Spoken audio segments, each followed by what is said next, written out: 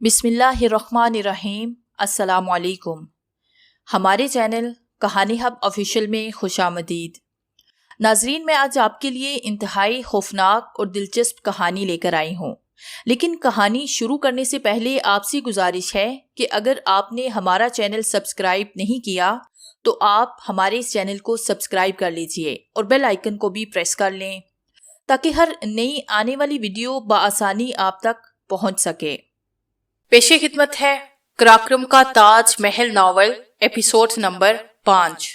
वो आबशार बहुत बुलंदी से गिर रही थी। उसका मंबे पहाड़ की चोटी के करीब था। वहां से शुरू होकर वो कई सौ फुट नशेब में सड़क तक आती थी और सड़क के नीचे से होकर अशोर दरिया में सड़क के किनारे कोल्ड ड्रिंक कॉर्नर बने थे।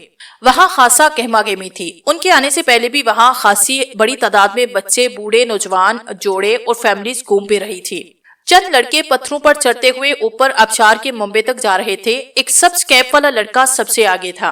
मुझे यकीन नहीं आ रहा कि इतनी बड़ी आबशार पाकिस्तान में है। निशा ने इन तीनों के साथ पत्थरों पर ऊपर चढ़ते हुए बेइख्तियार कहा था। वो पत्थर आबशार के किनारे पर ही थे, इतने खतरनाक कि जरा पांव फिसले और बंदा पानी में जा गिरे। तेज रफ्तार बहते पानी में तो यूं भी लाश नहीं मिला करती। मैंने हमेशा खूबसूरती के बारे में नारान कागान का नाम सुना था। निशा, माइंड मत करना, मगर नारान कागान इतने खूबसूरत नहीं जितना इनको कहा जाता है। वहाँ पहाड़ कदरे खुश्क हैं और वाहिद खूबसूरती जीव सैफुल मलूक है जिस पर परियां उतरती हैं। नारान कागान को अगर कोई पाकिस्तान का बेहतरीन तफरीही मुकाम समझा जाता है तो उसने यकीनन कलाम और सवाद का हुस्न नहीं देखा होगा। मैं इन दोनों जगहों को कई बार विजिट कर चुका हूँ और मेरी राय में नारान कागान, शोगरान, ये सब जगह सवाद और कलाम से ज्यादा हसीन नहीं। वो आगे पीछे सुरमई पत्थरों पर चढ़ रहे थे। निशा और उर्सा खाने पीने की जगह पर रुक गई थी। उफक को एक खाली चारपाई नजर आई। उसने किसी मेहनती मजदूर की तरह वो चारपाई अपने कंधों पे उठाई और ऊपर चढ़ने लगा। बस यही रख दो। वो सड़क से काफी ऊपर पत्थरों पर चढ़ते हुए आगे थे। उफक ने उसके कहने पर पत्थरों और पानी के दरमियान चारपाई रख दी। गंदे बच्चों की तरह जूते उतारकर पानी में पाँव मारना मुझे हमेशा से बहुत अच्छा लगता है। उसने हंसते हुए जॉगर्स, जराबे उतारकर चारपाई पर रखी और उस पर बैठकर स्याह ट्राउजर्स टहनुक से काफी ऊपर तय करके अपने सफेद पाँव ठंडे पानी में डाल दिए। उफक भी साथ बैठ गया, मगर उसने जॉगर्स नहीं उतारे। तुम भी जूते उतार दो ना, इतना मजा आ रहा है। वो बच्चों की तरह पानी में अपने पाँव से दायरे बना रही थी। उफक ने मुस्कुराकर सर नफी में हिला दिया। कमन उफक, जूते उतार दो। पानी इतना ठंडा है, लगता नहीं ये जुलाई का महीना है। उफक ने फिर भी जूते नहीं उतारे। इसके बजाय उसने कदरे झुककर हाथ पानी में डाल दिए थे।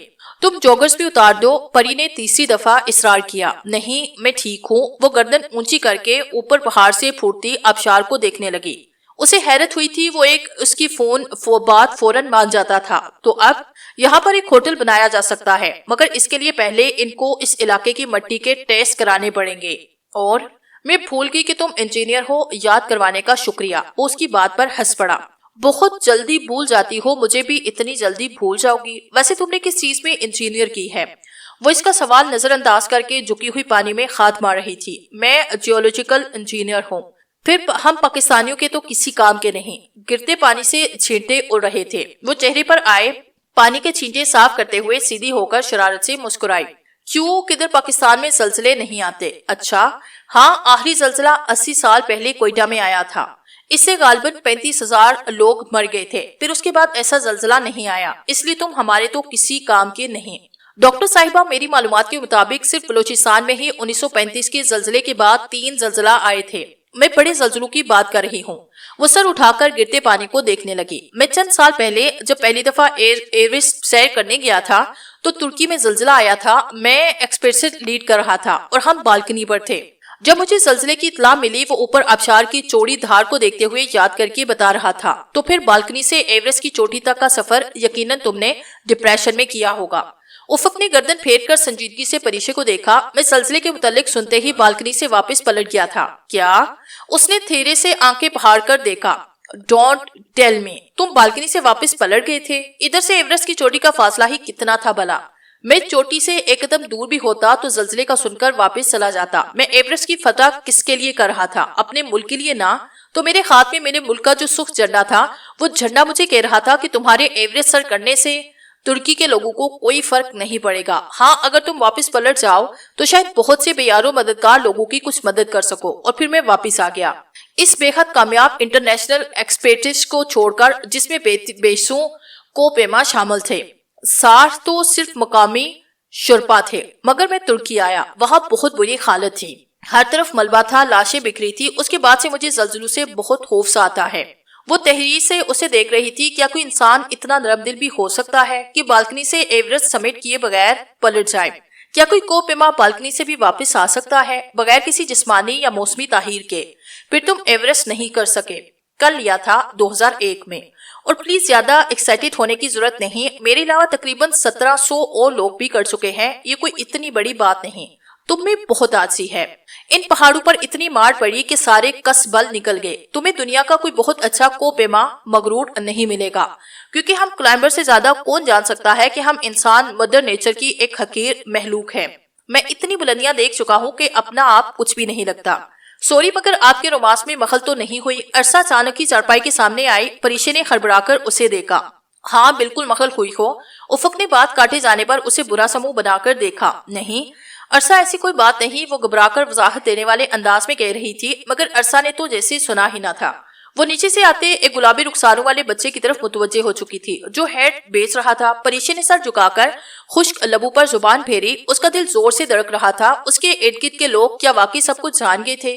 میں کیسی لگ رہی ہوں؟ عرصہ بچے سے ایک ہیٹ لے کر سر پر ٹرائی کر رہی تھی. بالکل ٹائٹینک والی کیٹو نسل. افق نے مسکرا کر کہا. میں اتنی موٹی لگ رہی ہوں؟ بس رہنے تو, مجھے نہیں چاہیے ہیٹ. اس نے فوراً ہیٹ اتار کر بچے کو واپس کر دی. اس کی گلابی رنگت پر مایوسی چھا گئی. وہ بجھے چہرے کے ساتھ پلٹنے لگا. سنیں مجھے دکھاؤ ہیٹ. پری سے رہا نہ گیا تو بچے کو بلا لیا. وہ فوراً پلٹا اور سارے ہیٹ اس کے سامنے رکھ دیے. میں اسے پہن کر کچھ اور تو نہیں لگ رہی؟ اس نے ایک سکن کلر کا سادہ ہیٹ خرید لیا. نہیں بہت اچھا ہیٹ ہے, افق نے مسکرا کر کہا. اس نے یہ نہیں کہا تھا کہ تم اچھی لگ رہی ہو. اس نے پل دفعہ غلطی سے اس کی ہنسی تعریف نکل گئی. وہ بھی شاید مذاق میں کی تھی. وہ کبھی اس کی مغملی آنکھوں, رسیلے ہونٹوں یا سیاہ چمکدار بالوں کی تعریف نہیں کرتا تھا. شاید اس کو غور سے دیکھتا بھی نہیں تھا. وہ ظاہری چیزوں کی پوجا کرنے والوں سے بہت مختلف تھا. افق ہاتھ پانی میں ڈالے اس ٹوپی والے بچے کی طرف پانی اچھال رہا تھا. بچہ اپنا ٹوپی کا تھیلا ایک طرف رکھ آیا تھا اور آبشار کے بالکل کنارے پر اپنی پنڈلیاں ڈالے ایک گورے سیاہ کے مذاق کو انجوائے کر رہا تھا. ساتھ ساتھ وہ بھی اس پر پانی اچھال رہا تھا. مت کرو تم دونوں, میرے اوپر پانی آ رہا ہے. اپنا کڑھائی والا نیا کرتا خراب ہوتا دیکھ کر وہ غصے سے بولی. ہم کھیل رہے ہیں بہتر. تم شاید 20 سال پہلے اپنے بچپن میں چلے گئے ہو, مگر میرا ایسا کوئی ارادہ نہیں. میں جا رہی ہوں. وہ کسی صورت پانی اچھالنے سے باز نہیں آیا. یہ دیکھتے ہوئے وہ اپنے جوگر ساتھ میں اٹھائے پتھروں سے نیچے اترنے لگی.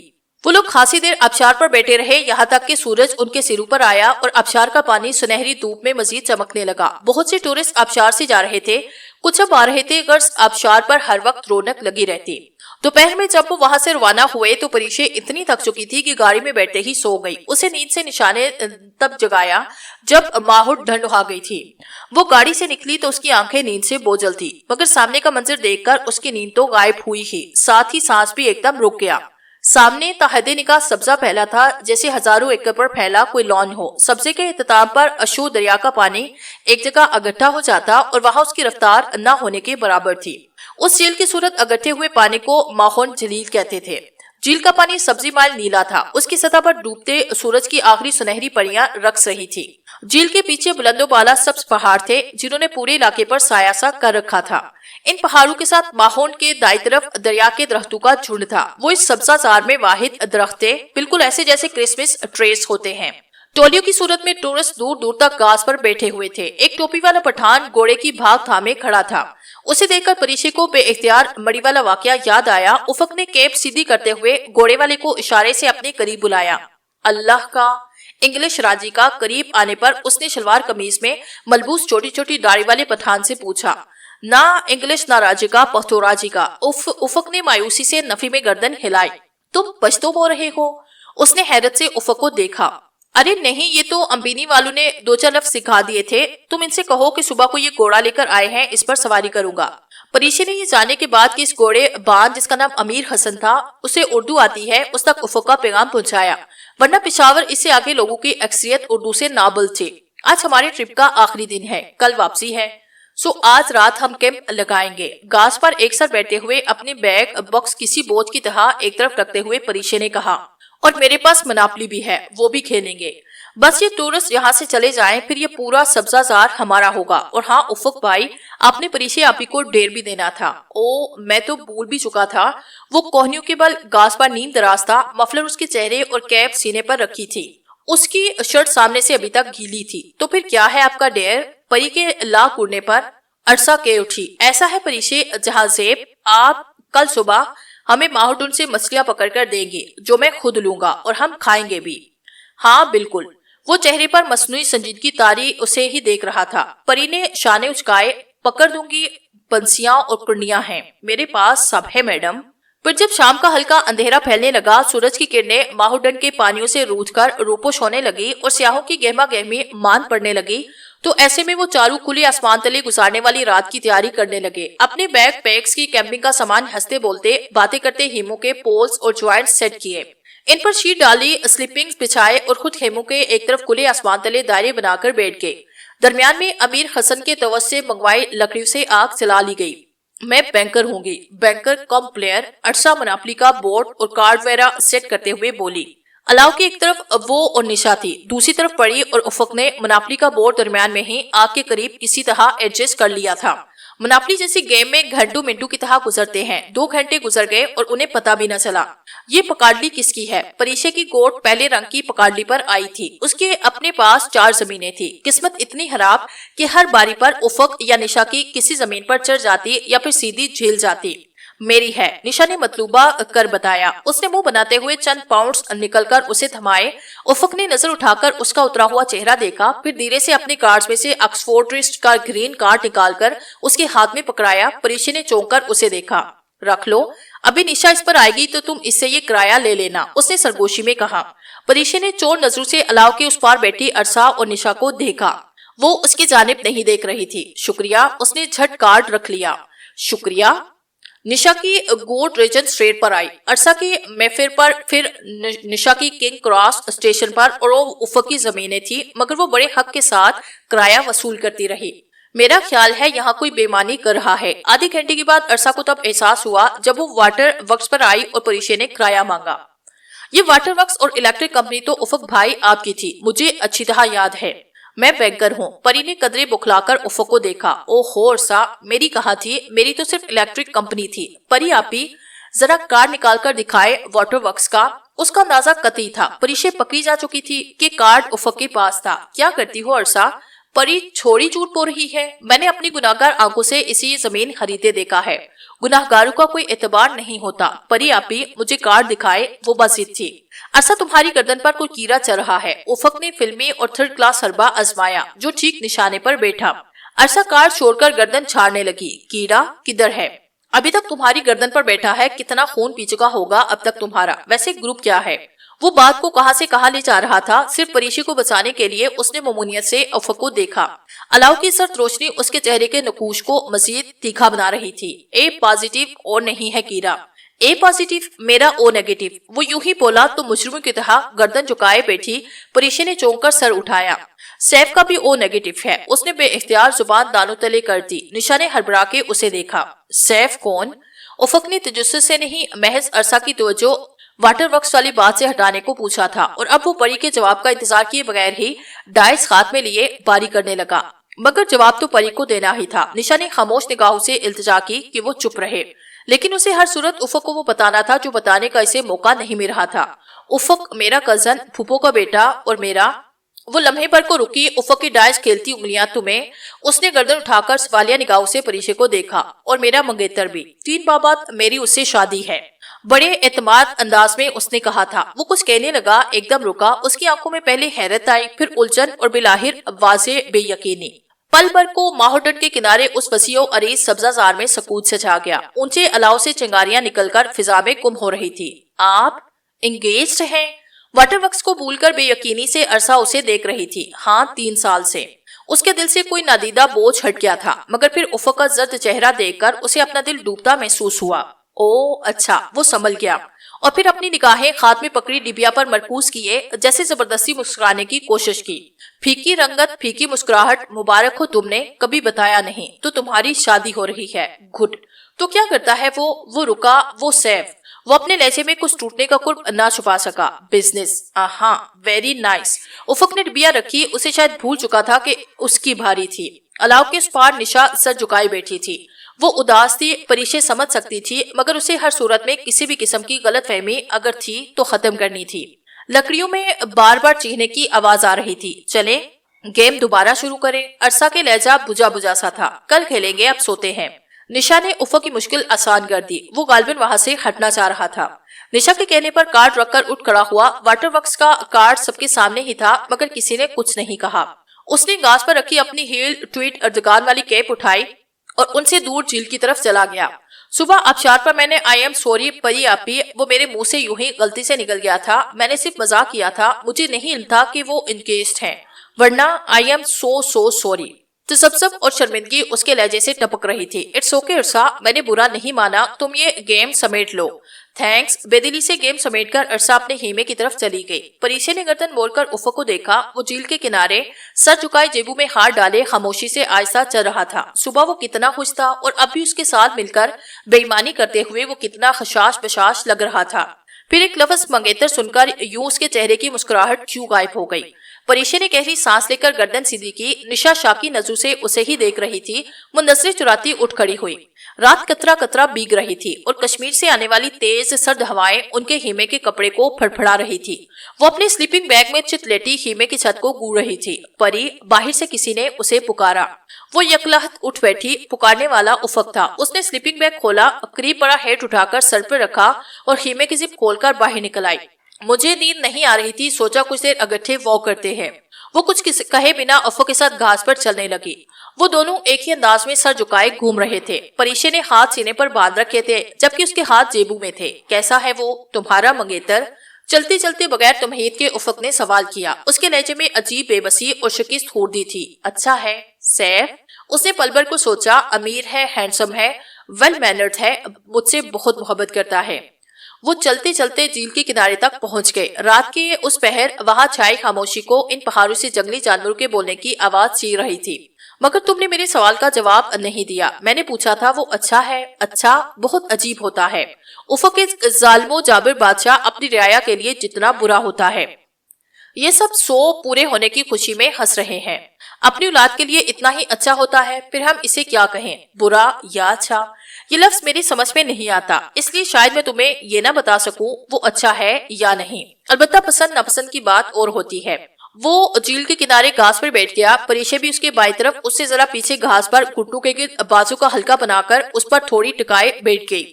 برفیلی تیز ہوا اس کا ہیٹ اڑانے کی کوشش کر رہی تھی. تم اسے پسند کرتی ہو؟ وہ سامنے چاندی میں نہائی جھیل کو دیکھ رہا تھا. وہ میری پھوپھو کا بیٹا ہے. پاپا کو بہت پسند ہے. انہوں نے منگنی سے پہلے میری مرضی نہیں پوچھی. پھوپھو نے رشتہ مانگا, انہوں نے فوراً ہاں کر دی. تم ہمارے ہاں کی رشتوں کی بلیک میننگ کو نہیں جانتے. پاکستان میں رسم و رواج ترکی سے بہت مختلف ہے. یہاں اگر رشتہ مانگنے پر کسی پھوپھو, چچا یا ماموں کو انکار کر دیا جائے تو وہ آنا میں آ کر خون کے رشتے تک توڑ ڈالتے ہیں. پھوپھو کو میں بڑی اچھی طرح جانتی ہوں. وہ پاپا کی اکلوتی بہن ہے, پاپا کا واحد خونی رشتہ جو اس دنیا میں ہے. میں اس وقت شاید انکار بھی نہ کر دیتی, مگر جب سیف کا رشتہ آیا تو وہ ملی طور پر اتنا مستحکم ہو چکا تھا کہ پاپا سے تعلق توڑ لیتا. معاملے کی مدد کے لحاظ سے کوئی گھاٹے کا سودا نہ ہوتا. پھر وہ پاپا کو بہت پسند ہے اور میں پاپا کو دکھ نہیں دینا چاہتی. وہ گردن اٹھا کر آسمان کو دیکھنے لگی. وہاں ہر سو جگمگاتے تارے بکھرے تھے. جمادی الثانی کی آخری تاریخ کا ہر پل گرتا چاند پوری جھیل کو چمکا رہا تھا. تمہیں کبھی نہیں لگا کہ تمہاری زندگی میں کبھی نہ کبھی کوئی ایسا آئے گا جو تم سے محبت کرتا ہوگا, جسے دیکھ کر تمہیں یہ لگے گا کہ یہی ہے جس کا ساتھ تمہیں عمر بھر کے لیے چاہیے. پریشے نے مغموم مسکراہٹ کے ساتھ اس کی چوڑی پشت اور جھکے سر کو دیکھا. بعض لوگ زندگی میں بہت دیر سے ملتے ہیں افق ارسلان, اتنی دیر سے کہ ہم چاہیں بھی تو انہیں اپنی زندگی کا حصہ نہیں بنا سکتے. تو جو لوگ زندگی میں بہت دیر سے ملتے ہیں ان کو آپ اپنی ترجیحات میں کس مقام پر رکھتی ہیں؟ ڈاکٹر پریشے جہان سیب. پری نے چونک کر اسے دیکھا. گردن اس کی طرف موڑے, سختی سے لب بیٹھے وہ اسے دیکھ رہا تھا. شکوہ کرتی ہوا کے تنزیہ لہجہ. وہ گہری سانس بھر کر رہ گئی. میرے نزدیک ہر فرد کی اہمیت. تیز ہوا کا جھونکا اس کا ٹوپی اڑا کر لے گیا. وہ بات روک کر اٹھ کر کھڑی ہوئی. میری ٹوپی چند قدم دور جا کر اس نے گھاس پہ پڑا اپنا ہیٹ اٹھایا. وہ بھی اٹھ کر اس کے قریب آیا. چلو خیر جانے تو تم منگنی شدہ ہو تو کیا ہوا, ہمارے درمیان ایک اور تعلق تو ہے ہی. وہ چونکی. وہ کیا؟ ہم اچھے دوست تو ہے نا. وہ ایک دم پھر سے پرانا افق ارسلان لگنے لگا, وہی پرانا ہسمکھ اور اپنا سا. ہاں وہ تو ہے. وہ کھل کر مسکرا دی. تو پھر تم اس سچے دوست کے ساتھ راکا بوشی آ رہی ہو نا. وہ پھر سے پرانے موڑ میں آ گیا تھا. وہ دونوں ماہو ڈنڈی چمکتے پانیوں کے کنارے ٹہلنے لگے. وہ میرے لیے ناممکن ہے, مجھے پاپا کبھی اجازت نہیں دیں گے. وہ بہت عجیب ہے. نہیں یہ بات نہیں, اس لحاظ سے تو وہ بہت لبرل ہے. اچھا پھر؟ 4 سال پہلے میں اسپان کی ایکسٹینشن پر گئی تھی. بنیادی طور پر ملٹری ایکسٹینشن تھی. پاکستان نیوی کی میں ایکسٹینشن ڈاکٹر کے طور پر یوں ہی 7 فٹ ہو گئی تھی. وہ بتا کر کے ہنسی. بہت منتیں کی تھی نذیر صاحب کی, انہوں نے ہی ایڈجسٹ کرایا تھا مجھے پاک نیوی کے ساتھ. ہم نے بڑے کم وقت میں اسپانی کو سر بھی کر لیا, مگر واپسی پر چوٹی سے چند فٹ دور سے گر گئی. میرا بایاں کندھا بری طرح زخمی ہوا. اس کے بعد پاپا نے میری کو پیمائی پر پابندی لگا دی. وہ میرا اسکردو سے آگے کراکرم کا پہلا تجربہ تھا. میں اور کرنا چاہتی تھی پر پاپا اجازت نہیں دیتے. وہ ڈرتے ہیں کہ میں گر نہ پڑوں. میں تمہارے ساتھ ہوں گا, تم کیوں گرو گی؟ اب بہت اپنائیت سے افق نے کہا. یہ بات تم میرے پاپا کو نہیں سمجھا سکتے. کوشش تو کر سکتا ہوں. نہیں, اس کی کوئی ضرورت نہیں. وہ گھبرا کر تیزی سے بولی, پھر فوراً اپنی کیفیت کو چھپا کر وضاحت کرنے والے انداز میں کہا, وہ نہیں مانیں گے, اس قصے کو چھوڑ دو. اچھا ٹھیک ہے, اور اگر زیادہ پرسنل نہیں ہو رہا تو ایک بات پوچھو. تم نے کبھی بتایا نہیں تم کہاں رہتی ہو مری میں. ہم نے شاید اپنے بارے میں ایک دوسرے کو کچھ بھی نہیں بتایا افق. وہ مسکرا کر بولی, شاید, مگر تم کہاں رہتی ہو؟ یہ وہ سوال تھا جس کا وہ جواب نہیں دینا چاہتی تھی. پرسوں شام وہ اپنی تمام شکتیاں جلا کر واپس جانا چاہتی تھی کہ جلی ہوئی کشتیوں پر سواری کر کے افق ارسلان اس تک نہیں پہنچ سکتا تھا. میں اس ملک اور انہی پہاڑوں میں رہتی ہوں. کراکرم کے پہاڑ ہی میرا گھر ہے. اور سمجھ گیا کہ وہ نہیں بتانا چاہ رہی تھی, سو مسکرا کر بولا, ہاں میں نے سن رکھا تھا کہ کراکرم کے پہاڑوں پر پڑیاں اترتی ہیں, اور تم نے اس روز یہ بات جینک یقین سے بھی کہی تھی نا. میں اس بات سے بے خبر تھا کہ تم پیچھے بیٹھی ہو, مگر میں پری نہیں ہوں. اس نے اداسی سے ہاتھ میں پکڑے ہیڈ پر کھلے سو گلاب کو دیکھا. تم پری ہو؟ نہیں. اس نے نفی میں گردن ہلائی. نام سے کوئی پری نہیں بن جاتا, میرا صرف نام پری ہے. جانتی ہو پری, جب میں نے پہلی دفعہ تمہیں دیکھا تو مجھے کیا لگا, یوں جیسے کراکرم کے پربتوں سے رستہ بھول کر مرگلا کی اس پہاڑی پر برستی بارش میں پناہ لینے کوئی معصوم سی خوفزدہ سی پری ہو. میں نے عرصہ ہوا خوابوں کی دنیا میں رہنا چھوڑ دیا. ٹوٹے خواب بہت اذیت دیتے ہیں افق. وہ خاموش رہا, پھر کچھ دیر کے بعد آسمان کو دیکھ کر بولا, رات بہت گہری ہو چکی ہے, اب سونا چاہیے. تم جاؤ, میں بھی جھیل کے کنارے بیٹھنا چاہتی ہوں. وہ اسے دور جھیل کے کنارے بیٹھی, جوتے اتار کر ایک طرف رکھے اور ماہو ڈن کے سیاہ نظر آنے والی جھیل جس پر چاندنی کی تہ چڑھی تھی پاؤں لٹکا دیے. وہ اپنے خیمے کی طرف بڑھ گیا, البتہ خیمے کی زپ کھولنے سے پہلے ایک لمحے کو اس نے پیچھے مڑ کر ضرور دیکھا, جہاں وہ پانی میں پاؤں لٹکائے چاندنی میٹھی چاندنی کے خاموش گیت سن رہی تھی. گھوڑے کی تیز دوڑتی ٹاپو کی آواز پر اس نے پلٹ کر دیکھا. وہ دور خیموں کے قریب سے گھوڑا دوڑاتا اس کی طرف آ رہا تھا. وہ وہی بیٹھی تھی جہاں رات کو افق نے اسے آخری بار دیکھا تھا. دور افق پر ایک نئی صبح طلوع ہو رہی تھی. جھیل کا پانی سبزی بائل لگ رہا تھا. ابھی تک سورج کی کرنوں نے اس پر اپنا رقص شروع نہیں کیا تھا. تم ادھر کیا کر رہی ہو؟ گھوڑا اس کے قریب لے جا کر افق نے رفتار کم کر دی. زندگی میں پہلی دفعہ خار نے سزا پوری کر رہی ہو, مگر یا تو ماہو ڈن کی مچھلیاں بہت ہوشیار ہیں یا پھر میری قسمت بہت خراب ہے. اس نے ہاتھ میں فشنگ راڈ پکڑ رکھی تھی. او خدایا, تم رات بھر یہی کرتی رہی ہو کیا؟ شہد رنگ آنکھوں میں حیرت در آئی. سوئی نہیں ہو؟ کسی دانشور نے کہا تھا سونا وقت کا ضیاع ہے. وہ کیا کہتی کہ رات بھر نیند نہیں آئی تھی. بہت معذرت, مگر میں تمہیں بتانا بھول گیا کہ آج کل ماہو ڈن میں مچھلیاں نہیں ہوتی. گھوڑے کی لگام تھامے آنکھوں میں شوہی لیے وہ مسکرا رہا تھا. وہ ابھی تک گھوڑے پر بیٹھا تھا. کیا؟ وہ چلا کر کھڑی ہوئی گود میں رکھا ہیٹ نیچے گھاس پر گر پڑا. تم نے مجھے غلط ڈھیر کیوں دیا؟ مجھے بھی اسی دانشور نے بتایا تھا کہ وقت ضائع کروانے کے اور بہت طریقے ہوتے ہیں. وہ ہنسا. بہتر, اب تم نئی راڈ خریدنا. غصہ اتنا شدید تھا کہ اس نے افق کی راڈ اٹھا کر جھیل کی طرف اچھال دی. راڈ نے ایک روتا کھایا اور پھر پانی میں ڈوب گئی. میں یہ راڈ دریا سے ٹروٹ کا شکار کرنے کے لیے لایا تھا, مگر تم نے خود کوٹر راؤٹ کھانے سے محروم کر لیا. میں ٹراؤٹ کھائے بغیر بھی ایک اچھی زندگی گزار رہی ہوں. وہ ٹوپی سر پر رکھ کر چل پڑی. سنو کراکرم کی پریشے کے قدم زنجیر ہوئے تھے. اس نے پلٹ کر گھوڑے پر بیٹھے افق کو دیکھا. تمہارے ساتھ ایک یادگار تصویر کھنچوانے کو دل چاہ رہا ہے. نہیں. وہ 2 قدم مزید آگے چل دی. مگر میرا دل چاہ رہا ہے. وہ جس لگا کر گھوڑے سے اترا اور بھاگ کر اس کی طرف آیا. تیزی سے ہاتھ بڑھا کر اس نے اس کا ہیڈ اتار دیا. کیا ہے یہ؟ وہ ایڑیوں کے بل گھومی. افق نے اپنی کیپ اس کے سر پہ رکھی. تم یہ پہنو. اپنی جیکٹ گھڑی اور مفلر اس نے پریشے کو تھمائے اور اس سے اس کی گھڑی لے لی. تم کرنا کیا چاہ رہے ہو؟ مڈل ایسٹ ٹیکنیکل یونیورسٹی میں ہمارے آخری دن میں نے اور جینک نے ایک دوسرے کی ٹوپیاں، جیکٹس، ٹائیاں، گہریاں اور سن گلاسز پہن کر تصویر کھنچوائی تھی. بہت یادگار ہے. اس نے افق کی چیزیں پہن کر اسے اپنا ہیٹ پہنے دیکھا اور بے اختیار ہنس پڑی. ہم کافی مزاحیہ لگ رہے ہیں افق. ہم نہیں، صرف تم. مسکراتے ہوئے اسے چھڑا کر اس نے دور کھڑے امیر حسن کو آواز دی. وہ پاس آیا تو اشاروں سے تصویر کھینچنا سکھا کر اپنا پولار آئڈ کیمرہ اس کے ہاتھ میں تھما دیا. تصویر کے لیے دونوں گھوڑے کے ساتھ کھڑے ہو گئے. افق نے ایک ہاتھ سے گھوڑے کی لگام تھام لی. تصویر بن کر آئے تو لکھ دینا کہ گھوڑا میرے دائیں طرف ہے. پچھلی بات کا بدلہ اتار کر وہ خود ہی ہنس دی. اسی لمحے گھوڑے والے نے بٹن دبا دیا. فلیش چمکی اور چند ہی لمحوں کے بعد تصویر باہر نکل آئی. ایک فوٹوگرافر کی حیثیت سے تمہارا مستقبل بہت روشن ہے مسٹر. اس کے یوں ریڈی نہ کہنے پر وہ تصویر جھاڑتے ہوئے بہت جل کر بولا تھا. امیر حسن ٹکر ٹکر اس کا چہرہ دیکھنے لگا. یہ شکریہ کہہ رہا ہے. اپنی ہنسی روک کر اس نے اسے بتایا. خیر اس کا قصور نہیں. تم سارے پاکستانی ریڈی کہے بغیر تصویر کھینچتے ہو. تصویر جھاڑتے ہوئے وہ مسکرایا. پری کو یاد آیا مری میں اس نے بھی ریڈی کہے بغیر تصویر کھینچی تھی. ہم بہت سے کام ریڈی کہے بغیر کرتے ہیں. خیر تصویر دکھاؤ. اس نے تصویر افق کے ہاتھ سے لی. وہ ہنس رہی تھی. ہنستے ہوئے وہ گردن کو قدرے پیچھے پھینک دیتی تھی. ہنسی روکنے کو اس نے منہ پہ ہاتھ رکھا ہوا تھا. کلائی میں موجود سیاہ گھڑی کے ڈائل کا احرام چمک رہا تھا. افق گھوڑے کی لگام تھامے گردن موڑ کر اسے دیکھ رہا تھا. اس کے سر پر موجود ٹوپی جس کا گلاب اب مرجھا سا گیا تھا اسے بالکل کاؤ بوائے کی طرح دکھا رہا تھا. اچھی ہے. اس نے تصویر واپس کر دی. تم رکھنا چاہتی ہو؟ نہیں. وہ اپنی تمام کشتیاں جلا کر جانا چاہتی تھی. بہت اچھا. افق نے تصویر جیکٹ کی جیب میں ڈالی جو پریشے اسے دوسری چیزوں کے ساتھ واپس کر چکی تھی. رائڈنگ کرو گی؟ نہیں مجھے گھوڑوں سے ڈر لگتا ہے. وہ فوراً پیچھے ہٹی.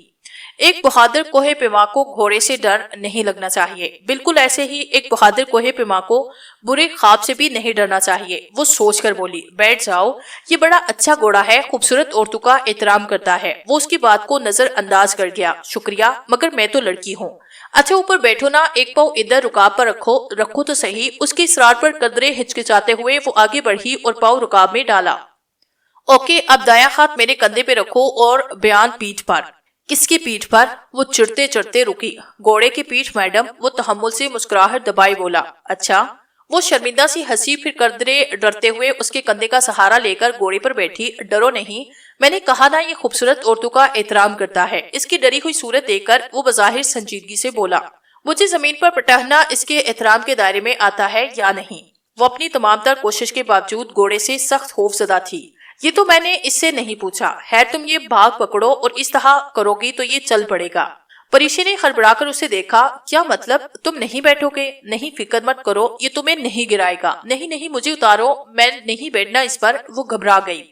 کم آن پریشے ڈیئر. یہ زیادہ سے زیادہ تمہیں ماہوڈن میں پھینک دے گا. تو پھینک دے. میں تمہارے پیچھے پانی میں چھلانگ لگا دوں گا. مگر تم تو کہہ رہے تھے کہ تمہیں سوئمنگ نہیں آتی. ہاں مگر مجھے ایک پری کے پیچھے جھیل میں ڈوبنا تو آستا ہے نا. وہ اس کی حالت سے محفوظ ہو رہا تھا. پلیز مجھے نیچے اتارو. یہ مجھے گرا دے گا. وہ رو دینے کے قریب تھی. یہ اچھا گھوڑا ہے خوبصورت عورتوں کا. فکرہ اس کے لبوں میں تھا جب بے حد گھبراہٹ میں پری نے گھوڑے سے اترنا چاہا. گھوڑا ایک دم کسی گولی کی طرح تیز رفتار سے بھاگا. افق. وہ چلائی. او گاڈ. پری سے روکو. نیچے مت اترو. وہ جو اتنی دیر سے مذاق کر رہا تھا گھوڑے کو بھاگتا دیکھ کر بخلا گیا. مگر وہ اس سے زیادہ بخلائی ہوئی تھی. سو لگام چھوڑ کر نیچے چھلانگ لگا دی. اس کا بایاں پاؤں رکاب میں پھنس گیا اور وہ تیورا کر گھاس پر گھری. کھینچ کر پاؤں رکاب سے آزاد کیا مگر اس کا بایاں ہاتھ ایک پتھر سے ٹکرا کر معمولی سا زخمی ہو گیا تھا. وہ بمشکل سیدھی ہوئی. اس کا ہیڈ اڑتا ہوا دور ماہدو پر جا گرا اور اب نیلے سبزی مائل پانی کی سطح پر تیر رہا تھا. پری تم ٹھیک تو ہو نا؟ وہ بھاگتا ہوا اس تک آیا اور پنجوں کے بل اس کے مقابل بیٹھ گیا. میں مذاق کر رہا تھا. I am sorry. مگر تمہیں کس نے کہا تھا کہ تم لگام کھینچ دو؟ تم نے ہی کہا تھا. اس نے شکوہ کرتے ہوئے بڑی بڑی آنکھیں دکھائی جس میں آنسو بہ رہے تھے. میں تو بس یوں ہی. وہ سخت شرمندہ تھا. ادھر دکھاؤ ہاتھ کو کیا ہوا ہے. افق نے اس کا ہاتھ تھاما جس میں انگلیوں کے نیچے ہتھیلی پر رگڑنے سے ایک معمولی سا کٹ آیا تھا جس سے بمشکل خون کی 2-3 بوندیں ٹپکی تھی. مگر وہ پریشان ہو گیا تھا. کیا بہت درد ہو رہا ہے؟ وہ جواب دیے بنا سر جھکائے اپنے زخمی ہاتھ کو دیکھتی رہی. آنسو اس کی پلکوں سے ٹوٹ ٹوٹ کر گرنے لگے تھے۔ اچھا دیکھو، رو تو مت، میں دوا لے کر آتا ہوں، ٹھیک؟ وہ اسے کیسے بتاتی کہ وہ اس معمولی خراش پر نہیں رو رہی؟ رات بھر سے اندر جمع ہوئے آنسو کو کسی صورت و راستہ ملنا ہی تھا۔ وہ اٹھ کھڑا ہوا، پریشے نے دائیں ہاتھ کی پشت سے آنسو صاف کیے۔ بس سنی پلاس لے آؤ۔ وہ جاتے جاتے پلٹا، کیا؟ پلاسٹک والا بینڈیج؟ اچھا، یو مین سائنتا باندھ؟ ابھی لایا، وہ سمجھ کر اپنے خیمے میں چلا گیا۔ شاید ترکی میں سنی پلاس کو سائنتا باندھ کہتے ہوں گے۔